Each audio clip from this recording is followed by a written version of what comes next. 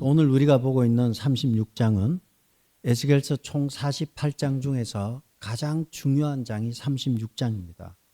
왜냐하면 이 36장에서는 신약의 구약의 신학과 신약의 신학, 중요한 신학이 녹아져 있습니다. 우리는 읽으면 잘 모르지만 자세히 보면 에스겔이라는 대학자이고 제사장이고 이 에스겔의 글 속에는 하나님의 절대 주권과 성령이 암시되어 있습니다. 구약에서는 성령은 아무에게 임하지 아니하였고 삼중직에게 임했습니다.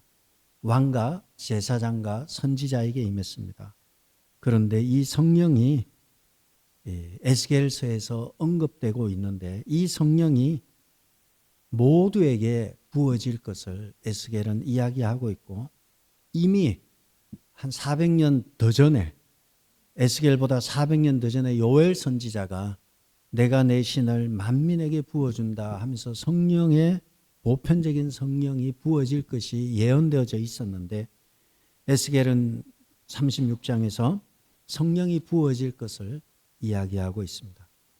그래서 에스겔은 이 36장에서는 하나님의 주권과 성령에 대한 이야기가 나오면서 에스겔 내용에서 중요한 장을 차지하게 되는 것입니다. 왜냐하면 이전까지만 해도 유다와 예루살렘에 대한 심판과 열방에 대한 심판의 이야기가 기록되어져 있었습니다. 그런데 36장에 오면서 심판에서 회복으로 전환되는 핵심장이 36장이 되기 때문입니다. 그래서 이 36장에서는 더 이상 두드려 패지 않겠다 이 얘기예요. 더 이상 너희들에게 그렇게 하지 않고 다시 회복시켜 주겠다. 다시 돌아오게 하겠다.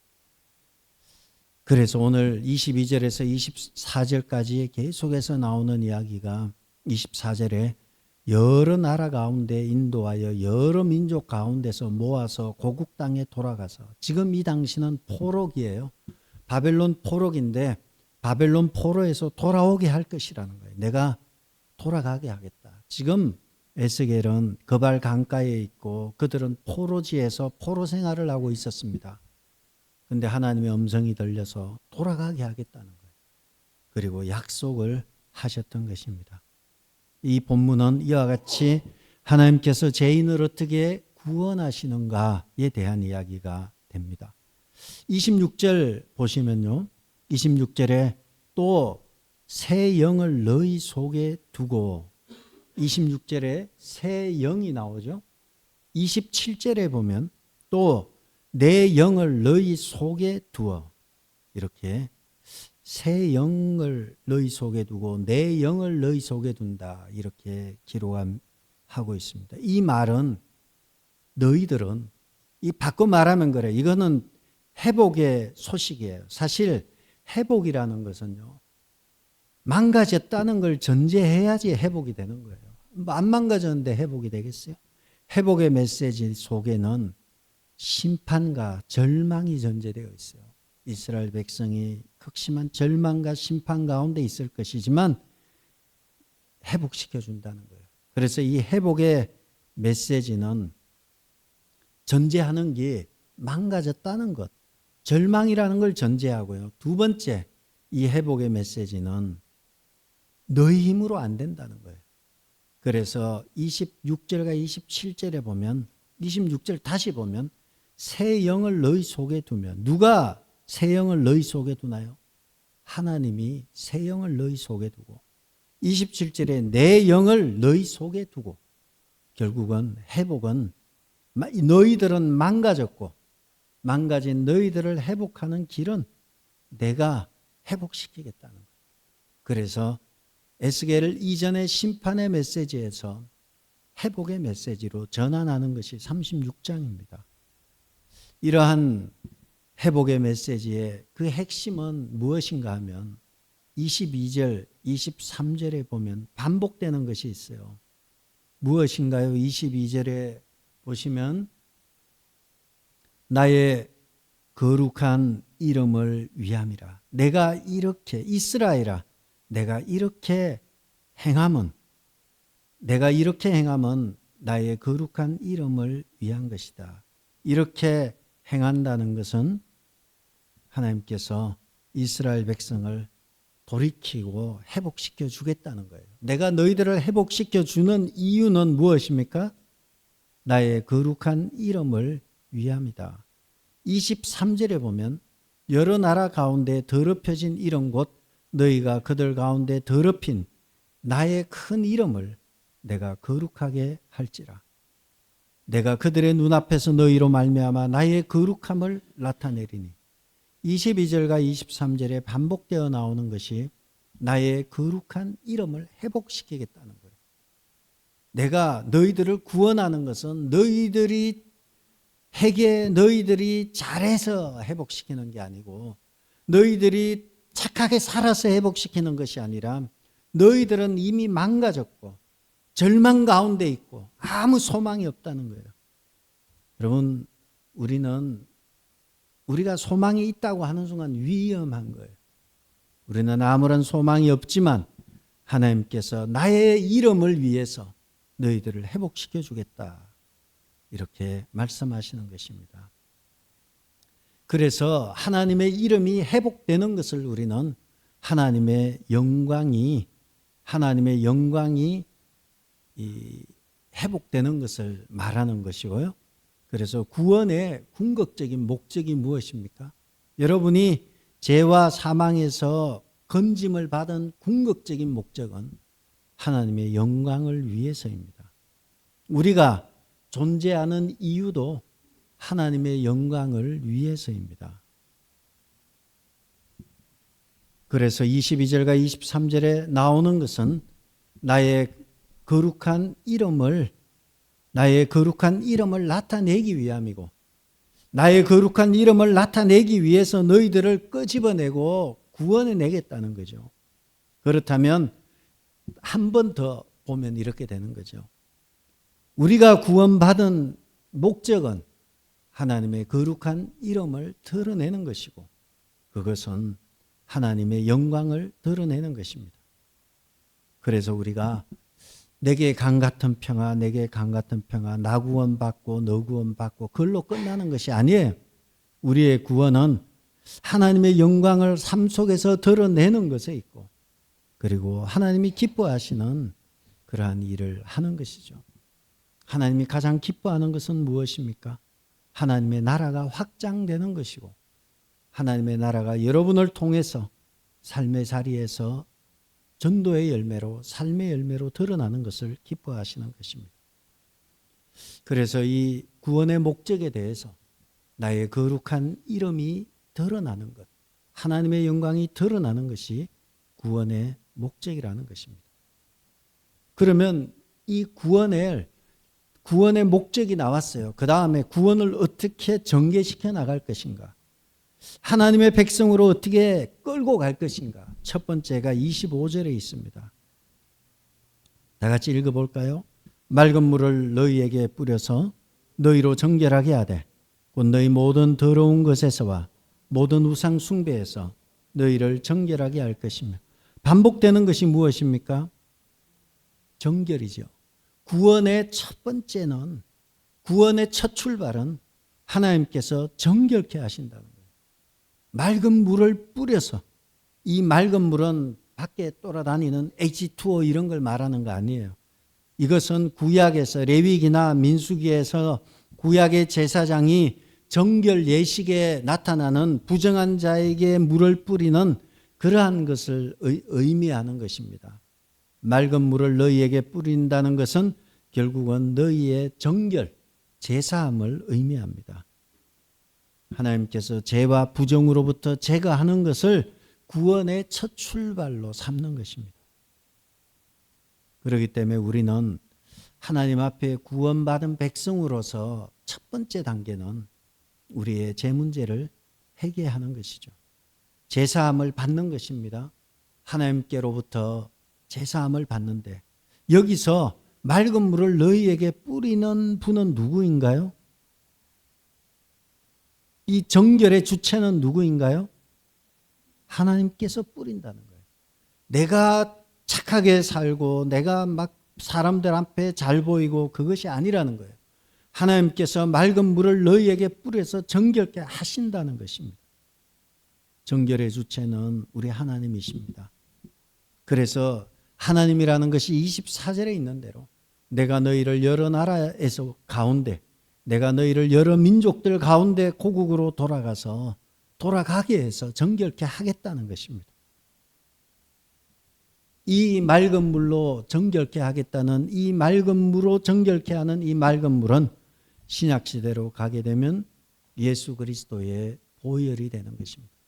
예수 그리스도의 보혈로 우리의 모든 죄를 정결케 하시겠다는 것입니다. 그래서 계시록 1장 5절에는 우리를 사랑하사 그의 피로 우리 죄에서 우리를 해방하시고, 요한일서 1장 7절에는 예수의 피가 우리를 모든 죄에서 깨끗하게 하실 것이요, 이 예수 그리스도의 보혈이 구약에서는 맑은 물이었다면 완전한 예수 그리스도의 보혈이 우리의 죄 씻음의 그러한 상징이 되는 것입니다. 그러므로 우리는 하나님 앞에 예수 그리스도의 보혈 앞에 나와서 우리의 죄 문제를 해결하는 것이 구원의 첫 출발이 되는 것입니다. 그런데 이 구원은 조차도 하나님께서 맑은 물로 뿌린다는 거예요. 그래서 우리는 예수 그리스도가 복음이 되고요, 안 믿는 사람들에게는 예수 그리스도가 복음이 못 돼요. 왜냐하면 믿어지지 않아요. 하나님이 믿도록 끌고 가시는 거예요. 하나님이 맑은 물을 뿌려서 그리스도의 보혈의 피로 우리를 정결케 하시는 것입니다. 이러한 하나님이 시작하신 이 일이 여러분 각자에게 힘있고 능력 있게 나타나서 정결한 여러분 되시기를 주의 이름으로 축복합니다. 두 번째, 구원의 첫 출발은 정결이라면, 그리스도께서, 하나님께서 정결케 하셨다면, 두 번째, 예수를 믿고 난 이후에, 회개하고 난 이후에 중요한 것은 무엇일까요? 26절입니다. 26절에 보시면 또 새 영을 너희 속에 두고 새 마음을 너희에게 주되 너희 육신에서 굳은 생각을 제거하고 부드러운 마음을 줄 것이다. 여기서 너희 속에 두고 너희에게 주고 그리고 굳은 마음을 제거하고 부드러운 마음을 준다. 이 네 개의 동사의 주어가 누군가요? 하나님이시죠. 하나님이 너희 속에 새 영을 두고 새 마음을 너희에게 주고 너희 육신의 굳은 마음을 제거하고 그리고 부드러운 마음을 주는 분은 하나님이라는 거예요. 여기서 우리가 26절에 새 영을 너희 속에 둔다. 이 새 영은 27절에 있는 내 영과는 달라요. 새 영과 내 영은 다릅니다. 잘못하면 새 영을 너희에게 두는 것과 내 영을 너희에게 두는 게 같은 것로 착각해서는 안 돼요. 새 영은 우리 안에 일어나는 변화를 의미합니다. 새 영의 반대는 옛 영이고요. 그리고 타락한 영적인 상태를 옛 영이 되죠. 거기에 반하는 것이 새 영이에요. 그러므로 하나님께서 우리에게 새로운 영 주신다는 거예요. 새로운 영은 어떤 영일까요? 옛 영은 하나님께 반항하는 영이었어요. 새 영은 하나님의 성품을 가진 영이에요. 그래서 여러분 각자에게는 하나님이 주신 새 영으로 말미암아 이전에 하나님께 반항하던 사람이 하나님께 응답하고 새로운 성향과 마음의 상태를 가지게 되는 것이 새 영이에요. 그리고 새 영만 줄 뿐만 아니라 새 마음을 너희에게 준다. 하나님께서 우리에게 새 영을 주시고 새 마음을 주십니다. 이것은 옛 영과 옛 마음하고 확연히 다릅니다. 옛 마음과 옛 영은 죄인의 마음이고요. 타락한 상태예요. 우리는 스스로 하나님께로 돌이킬 수 없어요. 하나님께서 우리에게 새 마음을 주시고 새 영을 주셔야만이 하나님께로 돌이킬 수 있습니다. 우리 힘으로는 아무것도 할 수 없어요. 절망입니다. 그래서 우리는 하나님 앞에 우리 안에 있는 육신에 있는 굳은 마음을 제거하여 주시고 우리 안에 부드러운 마음을 주옵소서. 그리고 우리에게 성령에 의해서 새로의 영을 주시고 우리 안에 하나님의 으로 말미암아 새 마음을 주시옵소서. 기도해야 하는 것입니다. 그래서 성경은 우리는 이것을 계시라고 합니다. 계시는 하나님이 드러낸 거예요. 하나님의 말씀은 계시의 영이에요. 계시의 책입니다. 타 종교는 계시되지 않은 종교예요. 계시라는 것은 하나님이 드러낸 것이 계시예요. 그러나 타 종교는 계시되지 않고 사람들이 신을 찾아가는 과정이에요. 신을 찾아가는 과정이다 보니까 성경이 계속 업데이트돼요. 지금 몰몬교는 제가 알기로는 계속 업데이트돼요. 또 나오고 또 나오는 거예요. 왜 그렇습니까? 받은 게 없으니까. 타 종교는 어떻습니까? 타 종교는 말할 것도 없어요. 하나님께서 계시의 말씀, 생명의 말씀을 주시지 않는 모든 종교는 인간이 만들어 가야 돼요.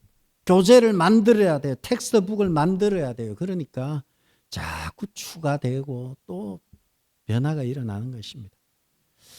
신앙이 그렇습니다. 우리가 하나님을 찾아갈 수 없어요. 우리가 하나님을 어떻게 찾아가요? 하나님이 드러내신 계시의 말씀을 통해서만이, 하나님이 요 길로 오라고 지도를 보여주신 대로 찾아갈 때만이 하나님을 찾아갈 수 있는 것입니다. 하나님은 우리에게 계시의 책인 성경책을 우리에게 주셨고 그 말씀 앞에 서서 나아갈 때 하나님께서 우리에게 하나님의 마음을 보여주시는 것입니다. 그래서 우리는 첫 번째는 하나님은 우리에게 정결하게 하시고요, 회개케 하시고요. 두 번째는 하나님께서 너희들에게 내가 새 영을 주겠다, 내가 새 마음을 너희에게 주겠다. 그래서 너희의 그 육신의 굳은 마음을 제거하고 부드러운 마음을 주겠다. 완전히 새로운 인간으로 만들어버리겠다. 바울은 고린도후서에서 이전 것은 지나갔으니 보라 새 것이 되었도다. 이전 것은 지나고 새 영, 새 마음, 새 것이 되었다고 말하고 있습니다. 27절에 보면 새 영과 조금 다른 말이 나오죠. 27절에 보면 또 내 영을 너희 속에 두어 너희로 내 율례를 행하게 하리니 너희가 내 규례를 지켜 행할지니라. 여기서 내 영이 나와요. 이 내용은 성령을 말합니다. 성령이 내게 오면 나는 새로운 영이 되는 거예요. 하나님의 영이 임한 사람은 새 영과 새 마음을 가지게 되는 것입니다. 그래서 내 영과 새 영이 다른 거예요. 하나님의 영이 있는 사람은 새 영이 되는 것입니다. 새 영, 하나님의 영이 임해서, 성령이 임해서 새로운 영이 된 사람은 어떤 일이 일어나는가 하면 27절에 놀라운 일이 일어납니다. 내 영을 너희 속에 두어, 다 같이 읽겠습니다. 너희로 내 율례를 행하게 하리니 너희가 내 규례를 지켜 행할지라. 여기서 반복되는 것이 무엇인가요? 27절에 반복되는 것이 있죠. 동사가 반복되는 게 있죠. 행하게 한다는 거예요. 누가 행하게 하나요? 하나님의 영이, 성령이 임하면 우리로 하여금 행하게 한다는 거예요. 순종하게 한다는 것입니다. 이전까지는 순종할 수 없는 존재였는데 성령이 임하고 나니까 기쁨으로 순종하는 거예요.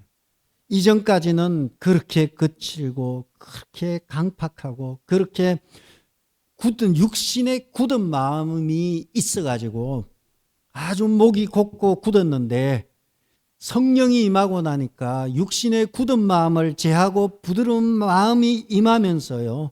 그리고 순종하게 되는 일이 나타나는 것입니다. 성령이 임하게 되면 사람 안에 새로운 영적인 상태로 변해버리고 새 영이 된 상태가 되면 성령의 내주하심으로 내 삶이 순종하는 삶을 살게 된다는 것입니다. 우리는 성령이 임하게 되면 순종하게 되는 역사가 나타나고, 또 하나가 우리가 여호수아서나 모세오경에 잘 나와 있습니다. 하나님의 영이 임하게 되면, 지도자에게 영이 임하게 되면 능력을 받게 됩니다. 그래서 성령은요, 카리스마적인 능력을 받는 것을 강조하는 것을 오순절 교단이라 그래요. 오순절은 이 능력을 너무 중시하게 병 고치고 치유하고 막, 이게 순복음 계통이 그렇습니다. 반면에 장로교 계통은 성화를 강조해요. 성령이 임하게 되면 우리로 하여금 말씀에 대해서 순종하게 한다는 거예요. 그래서 막 성령이 임하면 능력을 강조하는 교단과, 그리고 성화를 강조하는 교단, 장로교단과 순복음 교단, 오순절 교단이 이렇게 갈라지게 되잖아요. 그러나 성경은 말씀하기를요, 성령이 임할 때 여호수아에게 성령이 임하여서 그로 하여금 지도자의 길을 가게 하시는 능력이 임하고, 그리고 베드로가 성전 미문에, 예루살렘 성전 미문으로 나아갈 때 안전뱅이가 구걸할 때에 은과금은 내게 없지만 나사렛 예수의 이름으로 일어나 걸으라 할 때 그가 일어나는 카리스마적인 능력도 성령의 능력이고요. 그리고 여러분의 삶을 순종케 하고 변화시켜가는 것도 성령의 능력입니다. 그래서 우리는 두 개를 다 믿는 거예요. 오늘 여러분 가운데 육신의 질병으로 어려운 성도들이 있습니까? 그리고 수술을 앞둔 성도도 있습니다. 이런저런 문제로 어려운 가운데 있는 여러분에게 성령의 능력으로 말미암아 그러한 모든 문제들이 하나님의 인도한 가운데 깨끗하게 해결되기를 축복합니다. 뿐만 아니라 여러분의 삶이 말씀 안에서 변화되고 순종하는 삶을 살기를 또한 축복합니다. 예수를 믿는다고 하고 성령을 받았다고 하면서 주여 성령을 제게 주옵소서, 성령의 충만함을 허락해 주옵소서 하지만 하나님의 말씀에 순종하지 않는다면, 충만함을 기도만 하고 순종하는 삶이 아니라면 그는 모순적인 삶을 사는 거예요. 진짜 충만하다면 하나님의 말씀 앞에 순종하는 삶을 살게 될 것입니다.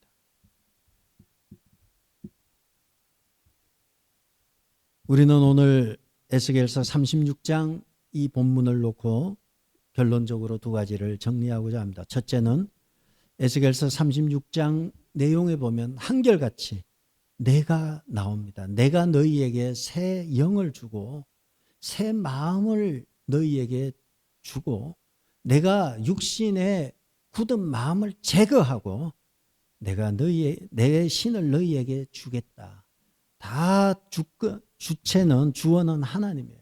하나님의 일방적인 선언이에요.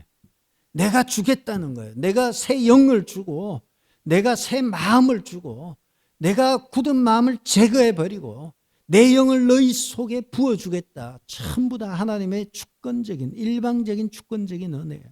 그리고 이것은 에스겔이 많이 배웠다 그랬잖아요. 제일 아마 똑똑하다고 인정을 받는 게 에스겔 선지자예요. 그는 이미 이렇게 외치면서요, 그리고 400년 뒤에 오순절 마가의 다락방에 성령이 바람같이 불의 혀같이 갈라지면서 성령이 바람같이 불같이 그곳에 내조하시고 강권적으로 역사하신 거예요. 하나님의 주권적인 은혜를 강조하고 있는 것입니다. 죄인은 스스로 돌 같은 마음을 제거할 수가 없어요. 아무리 몸부림치도 내 안에 이 굳은 마음을 제거할 수 없습니다. 하나님 앞에 나와 그의 긍휼하심을 구할 때 하나님께서 굳은 마음을 제거하시고 부드러운 마음을 주시고 또 성령을 부어주실 것입니다. 그러므로 우리의 소망은 우리에게 있지 않습니다. 주님에게 있습니다. 주님 내 안에 주의 성령으로 역사하여 주시고, 주님이 절대 주권자로서 구원을 시작하셨사오니 하나님께서 시작도 주님이 하셨사오니 구원의 완성도 주님이 끝까지 인도해 달라고 주님을 신뢰하고 믿고 나아가야 할 것입니다. 두 번째, 오늘 본문의 중요한 주제가 성령 충만입니다. 신앙의 핵심은 내가 열심히 살아야지가 아니에요. 신앙의 핵심은 성령의 충만입니다. 성령이 충만할 때 여호수아는 이스라엘 백성을 이끌고 광야를 지나서 가나안을 정복해서 정복 전쟁을 치룰 수 있었던 것은 여호수아가 그의 안에 그의 영이 머물렀기 때문이다 나오잖아요. 여호수아는 그 안에 영이 머무는 자다 나온 것처럼 성령이 충만할 때 우리가 감당할 수 없는 위기와 시험을 극복할 수 있습니다. 그리고 메마른 땅을 하루 종일 걸어갈 수 있는 것도 성령이 충만할 때 가능하고, 성령이 충만할 때 저 크고 견고한 성읍과 장대한 거주민들이 있는 그곳을 향해서 여호수아는 돌진해 가서 결국 가나안을 정복할 수 있었던 것은 성령의 카리스마적인 능력을 받았기 때문입니다. 성령이 충만할 때 우리의 마음에 순종하는 역사가 나타나게 되는 것입니다. 그리고 이것이 오늘 우리에게 일어나는 성령이 충만한 현상이 되는 것입니다. 성공적인 신앙생활은 성령에 붙들린 사람입니다. 여호수아에게 그 안에 영이 머물러 있었기 때문에 능력을 행한 것처럼 절망스러운 우리의 현실 앞이라 할지라도 여러분에게 하나님의 성령이 충만히 머물러서 능히 이기고 능히 그들은 우리의 밥이라 우리가 능히 이기리라 이러한 고백이 우리의 고백이 되어서 승리하는 여러분, 매일마다 말씀 앞에 순종하는 능력을 가진 여러분 되기를 주의 이름으로 축복합니다. 기도하겠습니다. 아버지 하나님, 성령이 하나님께서 우리를 주권적으로 택하셨습니다. 그리고 우리에게 해결케 하시고 절망에서 벗어나게 하셨을 뿐만 아니라 우리에게 성령을 부어주셔서 능히 세상을 이길 힘을 주시고 말씀에 순종할 힘을 우리에게 주셨음을 저희들이 보았습니다. 이러한 에스겔의 메시지를 잘 기억하면서 이번 한 주 동안에도 성령 충만한 삶을 살아서 승리하는 복되고 귀한 우리 모든 성도들 되게 도와주옵소서. 또한 아버지 하나님, 이번 주에 건강을 위해서 기도하는 성도들이 있습니다. 또한 수술을 앞둔 성도도 있습니다. 시업을 위해서 기도하는 성도도 있습니다. 우리 하나님 형편과 사정을 아시는 우리 주님께서 이러한 모든 상황 가운데서 주님이 주시는 평강이 넘쳐나고 또 승리하는, 반드시 하나님의 은혜가 함께함으로 기도한 대로 이루어지는 놀라운 역사가 함께하는 귀한 성도들의 삶이 되게 도와주옵소서. 예수님의 이름으로 기도드렸습니다. 아멘.